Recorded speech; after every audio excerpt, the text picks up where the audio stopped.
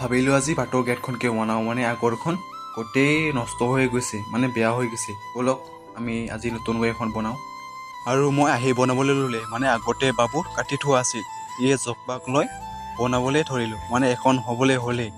আৰু আমাৰতো টাউনৰ দৰে দামী দামী গেট দিবলৈ ক্ষমতা নাই, ইয়ে বাঁহৰে বনাবলৈ ল'লোঁ। আৰু আপোনালোকে লাষ্টলৈকে চাই থাকিলে গম পাব মইনো কেনেকুৱা গেট বনালোঁ বাঁহৰে।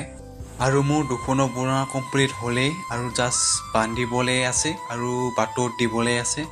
আৰু মই বাটত বান্ধি দিয়া হৈ গ'লে আপোনালোকক দেখুৱালোঁ কেনেকুৱা লাগিছে। আৰু এনেকৈ গেটখন আমাৰ খুলিবও পাৰে, মিলিবও পাৰে। জাষ্ট চিম্পুলকৈ বনোৱা হৈছে, মানে গেটখন নহ'লে কিবা বাটঘৰ খালী খালী লাগি থাকে, এই গেটখন বনোৱা হ'ল। আৰু এতিয়া মানে বাটঘৰ কিবা এটা ভাল লগাইছে গেটখন দিয়াৰ কাৰণে, আৰু দেখিবলৈ অলপ ভালো লগা হৈছে। আৰু আমাৰ গেটখন কেনেকুৱা লাগিছে কমেণ্ট কৰি জনাব।